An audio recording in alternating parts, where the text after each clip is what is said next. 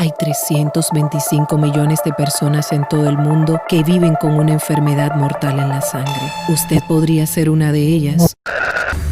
325 millones. Eso equivale a toda la población de los Estados Unidos de América. Lo que es peor es que 290 millones desconocen por completo que padecen la infección.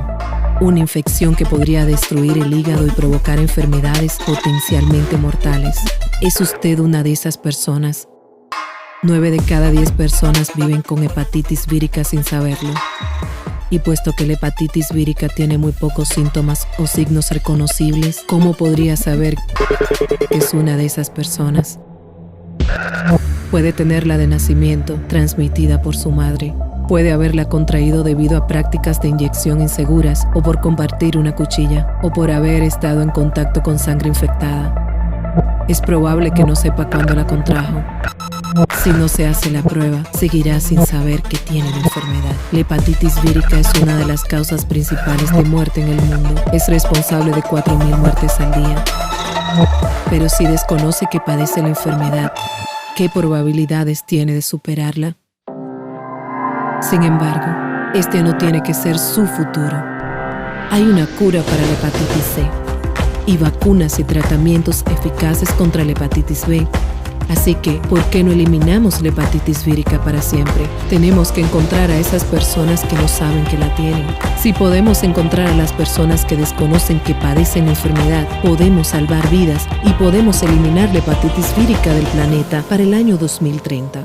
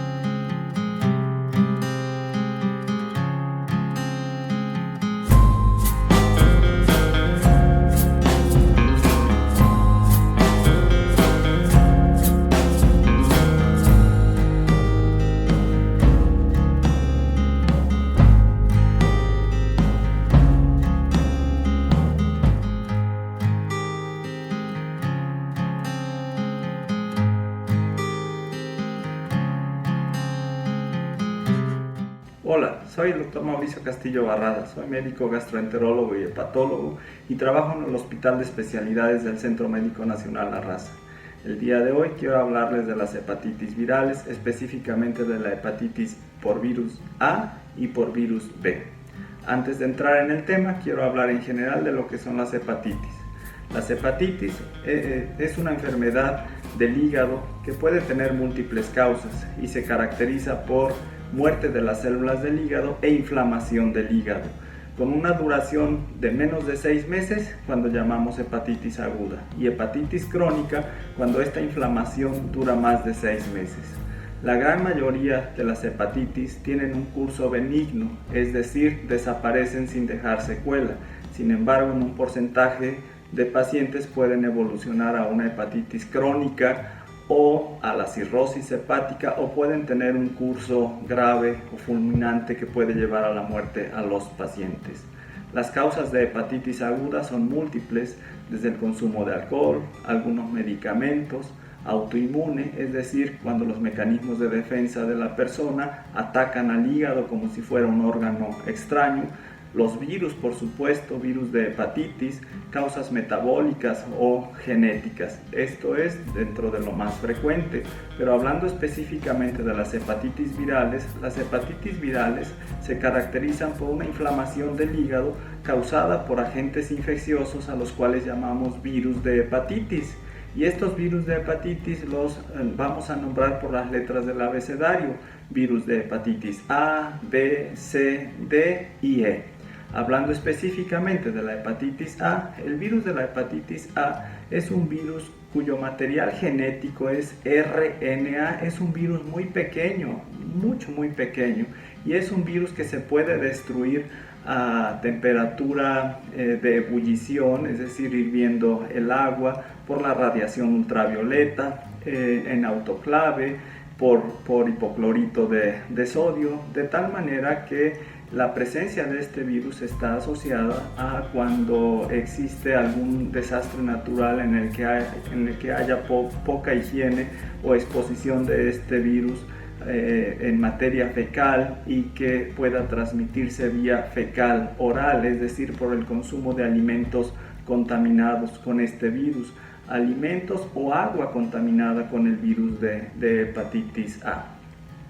Por ejemplo, si existe un desastre natural en donde se consume agua contaminada que no se pone a hervir o que no es agua clorada, entonces estas personas que consumen esos alimentos o el agua contaminada, pues adquieren el virus, se inflama el hígado y afortunadamente la gran mayoría se puede autolimitar. En México existe mucha hepatitis A. De hecho, se considera un país de alta prevalencia de virus de hepatitis A. La gran mayoría de la población a los 20 años de edad ya cursó con una infección por este virus y muchos de ellos no lo saben porque puede ser asintomático o tener síntomas inespecíficos. La gran mayoría de los casos que adquieren el virus es una hepatitis aguda, es decir, no va a rebasar los 6 meses de la infección y se autolimita. Muchos de estos niños o adolescentes, y digo niños y adolescentes porque es más frecuente en esta edad, pueden tener el síntoma clásico que es la ictericia, es decir, el color amarillo de la piel, con el color del excremento pálido, y la orina también puede ser una orina de color muy intenso, amarillo intenso, como si fuera refresco de manzana o té de manzanilla, y a eso le llamamos coluria. Entonces, cuando ese niño cursa con ictericia, acolia y coluria, ligero dolor abdominal o cursa con una gastroenteritis, diarrea, náusea, vómito, pues debemos sospechar en hepatitis viral A.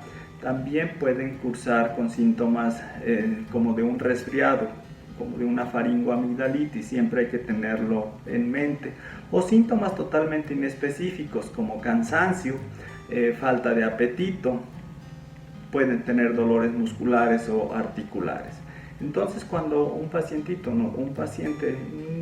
o adolescente nos llega con estos síntomas, hay que sospechar de hepatitis A, hacerle sus exámenes de laboratorio, en donde vamos a encontrar que se elevan las transaminasas, la TGO, TGP, las bilirrubinas, fosfatasa alcalina, GGT, y nosotros como médicos ya solicitamos la serología para este virus, es decir, la detección de anticuerpos IgG e IgM.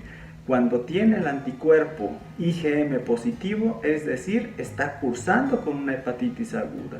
Si el anticuerpo que sale positivo es el IgM, es la memoria inmunológica de que este paciente tuvo el antecedente de estar en contacto con el virus de hepatitis A y no significa que lo tenga en este momento. Es la memoria.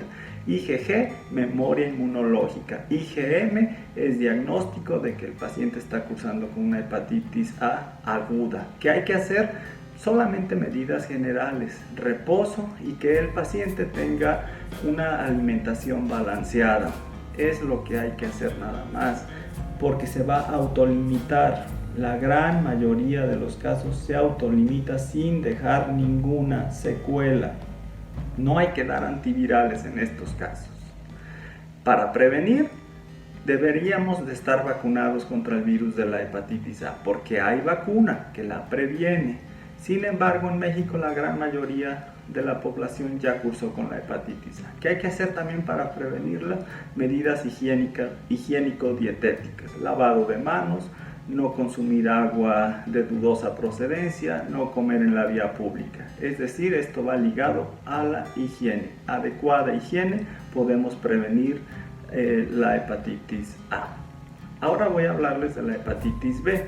La hepatitis B Este virus es el prototipo de los virus que causan hepatitis, es el ejemplo de los virus que causan hepatitis, es un problema de salud pública, es una de las infecciones virales más frecuentes en el mundo, sobre todo en África o en Asia, y México se considera como un país de baja prevalencia, es decir, existe pocas personas infectadas con el virus de hepatitis B. Sin embargo, existen algunas zonas de nuestro país en donde el virus es más frecuente, población rural, población indígena, donde por la migración pueden adquirir el virus por contacto sexual y regresar muchos de ellos regresan a sus zonas de origen, donde pueden transmitir el virus a sus parejas sexuales. Este virus de hepatitis B puede cursar con una hepatitis aguda, como les dije, la que dura menos de 6 meses, o una hepatitis crónica cuando ya tiene más de 6 meses con el virus, que puede progresar incluso a cirrosis hepática o a desarrollar cáncer de hígado, porque el virus de la hepatitis B se considera un virus oncogénico, es decir, que tiene la capacidad de producir cáncer de hígado. ¿De qué va a depender entonces que un paciente evolucione a la hepatitis crónica o a la cirrosis hepática?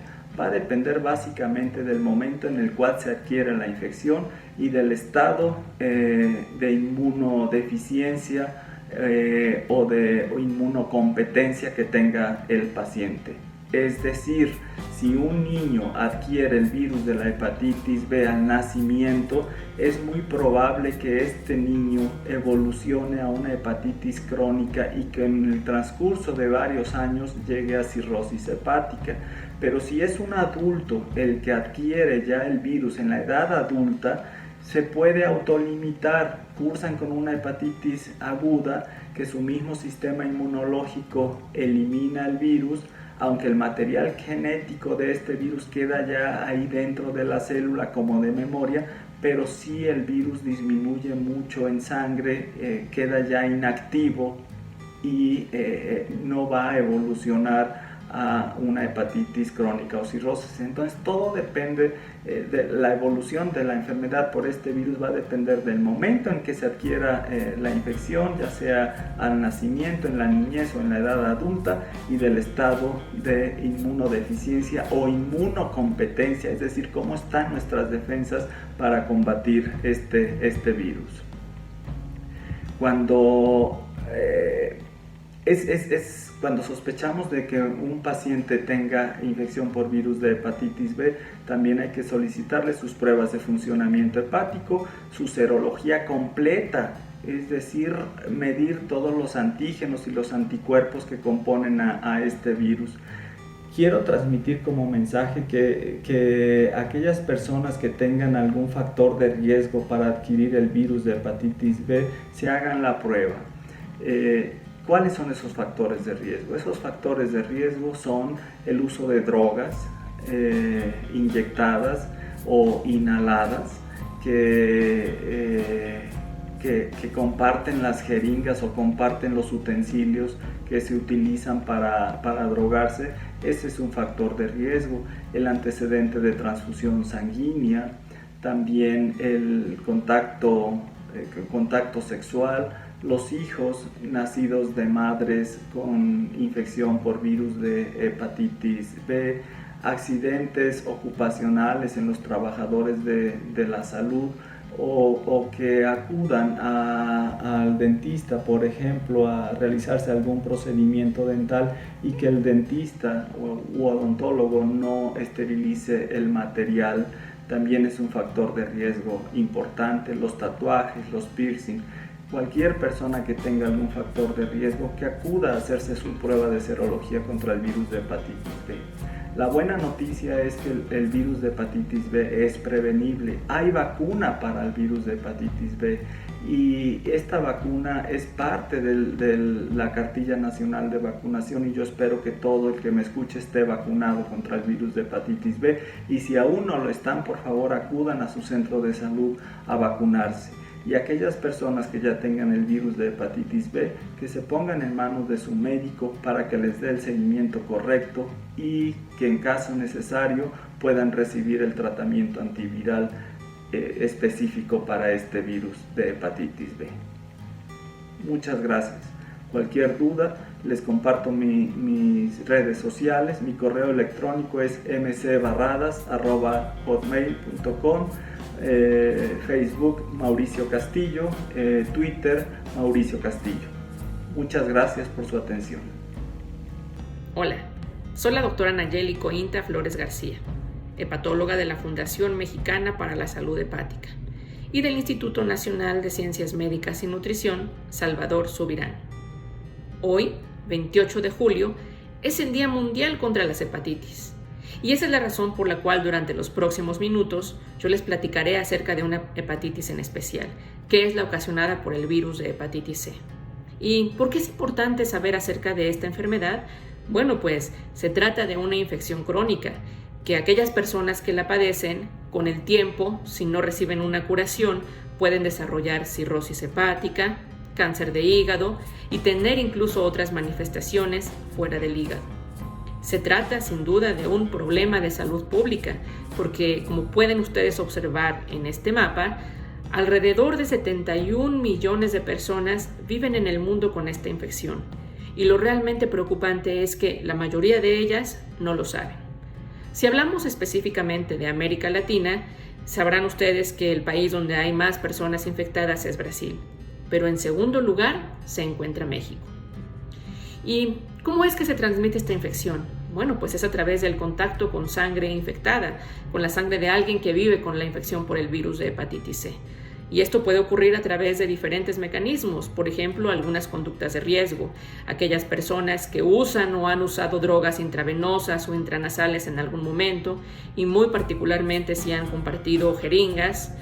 Hay diferentes exposiciones de riesgo, por ejemplo, todo el personal de salud, aquellas personas que se encuentran o han estado previamente en hemodiálisis, las personas que han recibido transfusiones sanguíneas o algún trasplante de órganos antes del año 1995, los niños que han nacido de madres con la infección activa por el virus de hepatitis C. Por otro lado, otras personas en riesgo son aquellas que se han realizado tatuajes o perforaciones en lugares donde el material no se encontraba debidamente esterilizado. Bueno, por otro lado se ha observado también que las personas que han estado o están actualmente privadas de su libertad en centros de reinserción social se encuentran en riesgo incrementado. Asimismo, existen otros elementos de riesgo, como por ejemplo aquellos hombres que tienen sexo con hombres, y hay también una mayor posibilidad de tener la infección en aquellas personas que viven con el virus de la inmunodeficiencia humana. Vean ustedes, esto es muy importante. ¿Cómo es que evoluciona esta infección? Verán aquí que aproximadamente un 15 hasta un 25% de los casos de las personas que tienen la infección por este virus, su cuerpo llega a defenderlos de manera eficiente contra esta infección y se curan.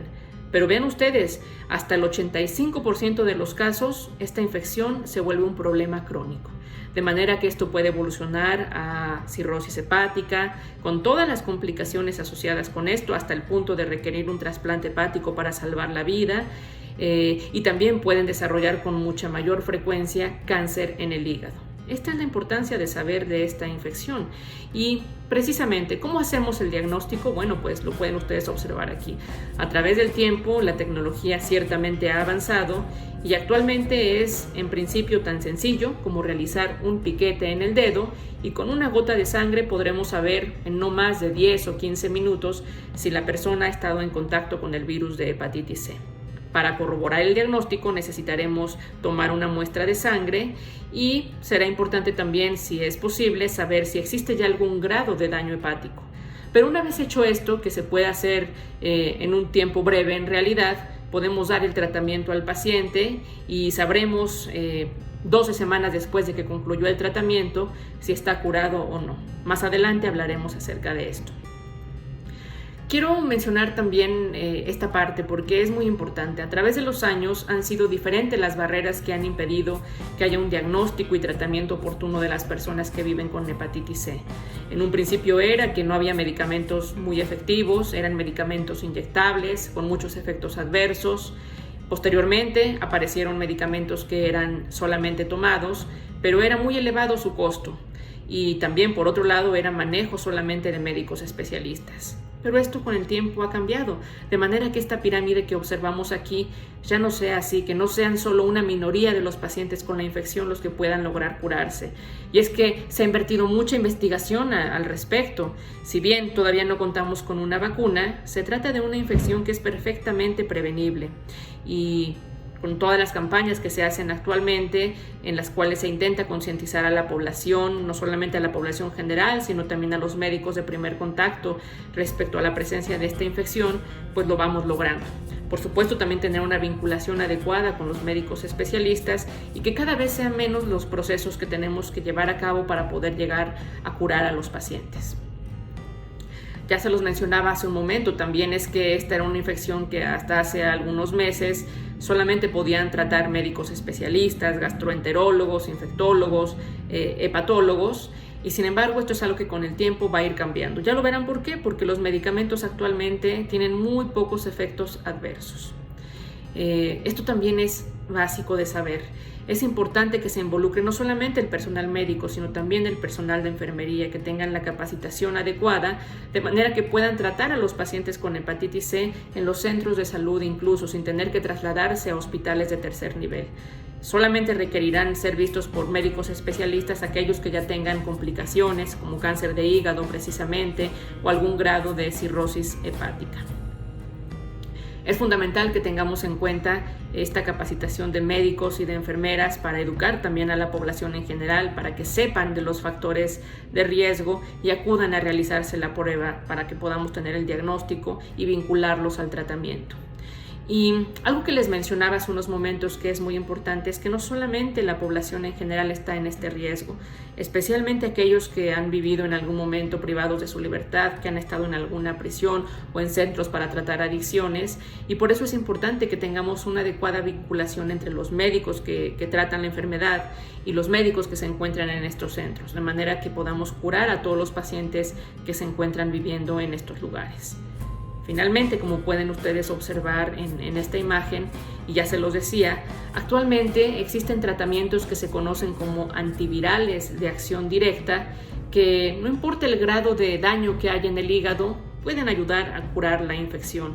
Algunos en 8 semanas, algunos otros en 12 semanas, que es realmente un periodo corto de tomar si acaso una tableta en general al día y con muy poquitos efectos adversos. Vean ustedes que la efectividad es muy alta. Más del 95% de las personas que toman estos medicamentos, si tienen un apego adecuado a las indicaciones que les da el médico, pueden llegar a curarse. Esto es comparado con los medicamentos que había hace años, que la posibilidad de curarse era aproximadamente del 50%.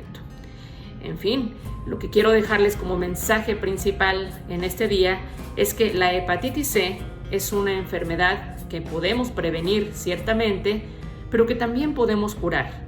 Y por lo menos en México deben ustedes saber que existen todos los medios para que puedan hacerlo de una manera efectiva, sin tener que trasladarse a los grandes hospitales. Y además el tratamiento, que antes era muy caro, en México actualmente está disponible para todas y todos los mexicanos de manera gratuita. Vean ustedes, existe por ejemplo este correo hepatitisc@salud.gov.mx, que si ustedes tienen alguna duda respecto a la infección, creen que pudieran tenerla, quieren hacerse la prueba, pues entonces basta con escribir a ella. Se trata pues de buscar los medios para curarse de esta infección. Por supuesto, en Fundepa también pueden ustedes meterse a la página y siempre encontrarán una respuesta para que juntos podamos eliminar esta infección. Gracias. Buenos días. El día de hoy me toca hablarles sobre el tema de hepatitis D por el Día Nacional de las Hepatitis, y les hablaré de hepatitis D y hepatitis E. La hepatitis D es causada por un virus que es un virus incompleto que está rodeado de una nucleocápside que tiene 19 nanómetros. Es un virus RNA, como lo ven ustedes aquí, es de color naranja y tiene en su interior también el antígeno del virus D, que es estas zonas azules. Es un virus muy pequeño, tiene 1700 nucleótidos en longitud y hasta este momento es el virus, el genoma más pequeño del reino animal. Pero como es un virus pequeño, es un virus incompleto, requiere del virus de hepatitis B para poderse manifestar. Entonces hace simbiosis con el virus B para poderse manifestar. Este virus se encuentra en diferentes partes del mundo y tenemos que predominantemente en el mundo occidental, tanto en Estados Unidos como Canadá, parte de Sudamérica y del norte de Europa, esto es transmitido predominantemente por vía parenteral, por inyección de drogas intravenosas. Tenemos los países que tienen mayor prevalencia, que es el genotipo 3, que corresponde a Sudamérica, los indios Yucpa, Venezuela, Perú, Brasil y la Sierra Nevada de Santa María, Colombia.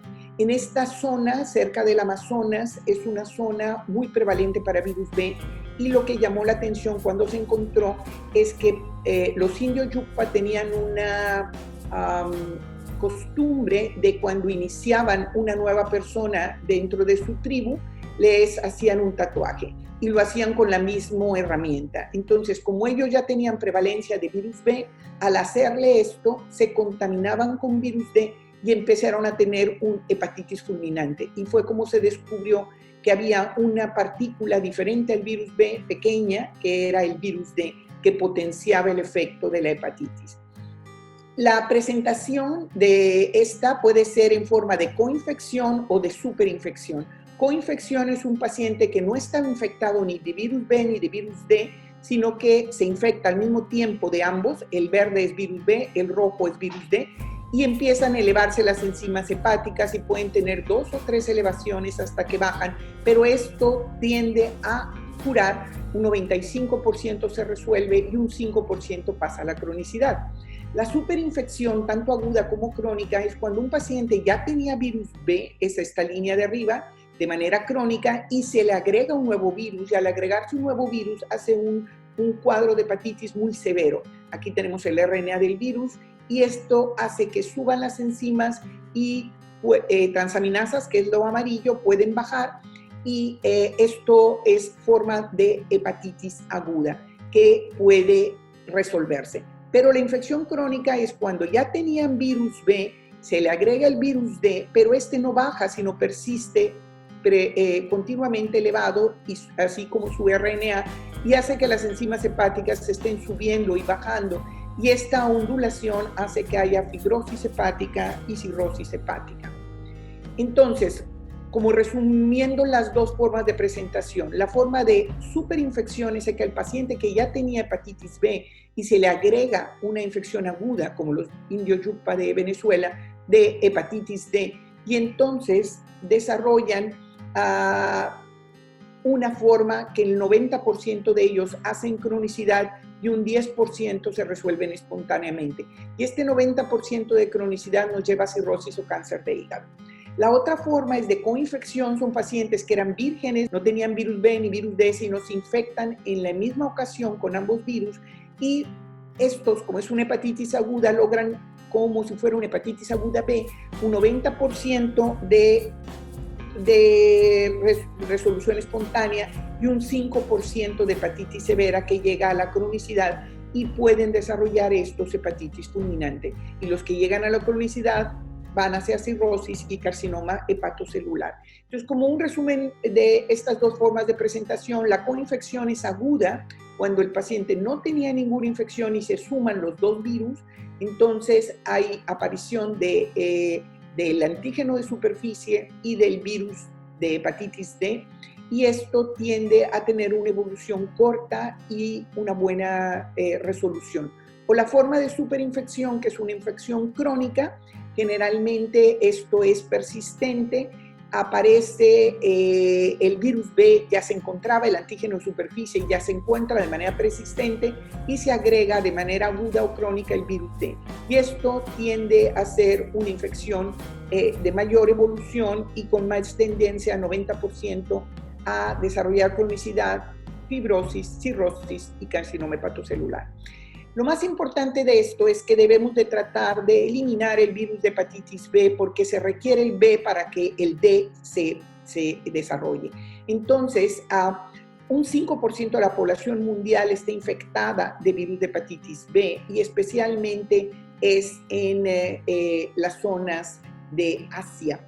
Y cada vez más aquí esta figura nos demuestra todo lo azul, que es que más del 80 al 100% de la población se ha vacunado contra el virus B, que ya forman parte de las políticas de vacuna en la inmunización del programa de los niños, y esto ha ido cada vez más aumentando los países que toman la inmunización y por lo tanto la posibilidad de que haya virus D disminuye.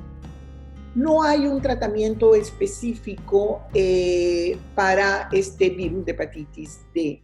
Lo que se ha visto, el tratamiento predominantemente es el interferón, que actúa como inmunomodulador, como antifibrogénico y como anticarcinogénico. Las dosis normales desde 3 millones de unidades 3 veces por semana, logrando una estabilización de un 36%.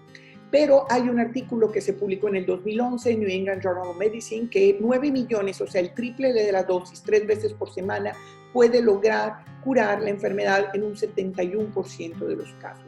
Ustedes saben que el interferón tiene una vida media corta y que posteriormente se desarrolla el interferón pegilado, que es una pegilación alrededor del interferón, que lo único que hace es que aumenta la vida media del mismo y tiene una posibilidad de estar en sangre hasta 7 días. Y esto logra una respuesta viral de un 17 a un 47%.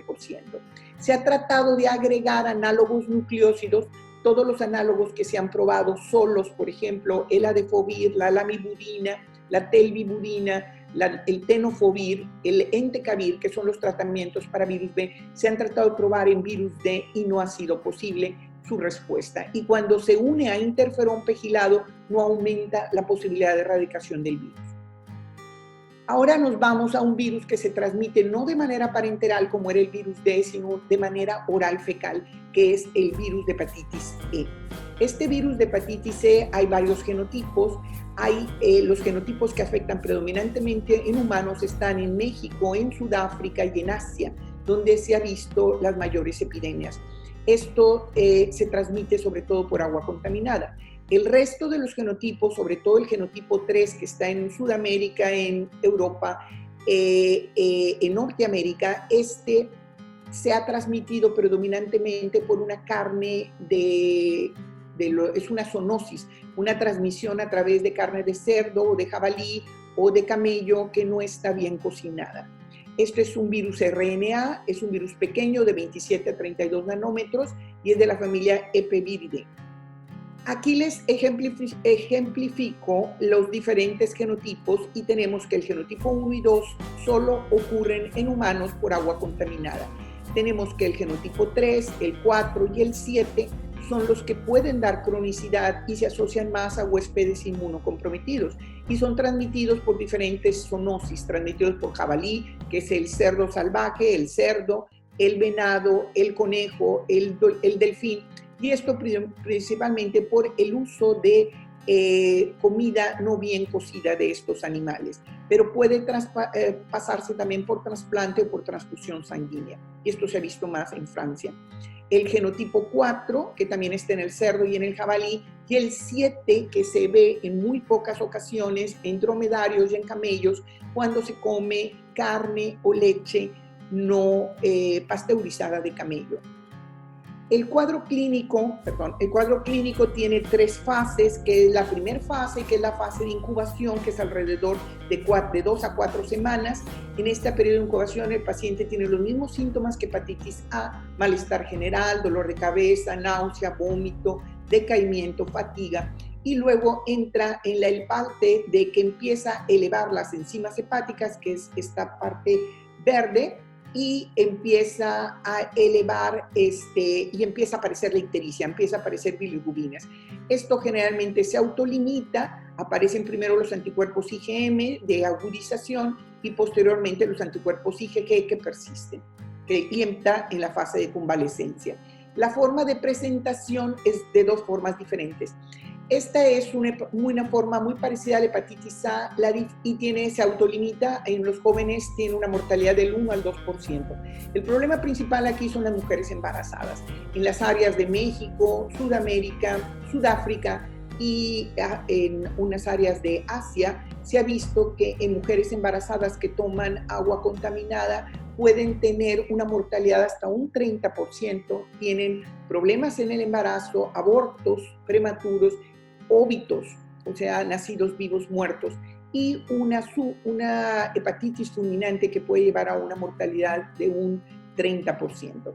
Entonces, ¿cómo nos damos cuenta que el paciente inmunocompetente o inmunocomprometido está en contacto con el virus? Se le hace una prueba IgM para el virus E, y si sale positiva en un paciente inmunocompetente, nos habla de una infección activa y hay que hacerle el RNA para confirmar la confirmación molecular.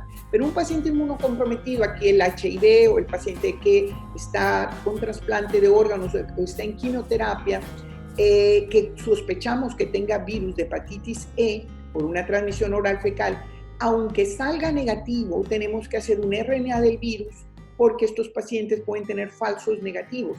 Y si este RNA, la carga viral, sale positiva, nos confirma que tiene una infección activa. Tenemos que hacer este RNA tanto en sangre como en heces para hablar si este paciente lo eliminó o tiene una infección crónica.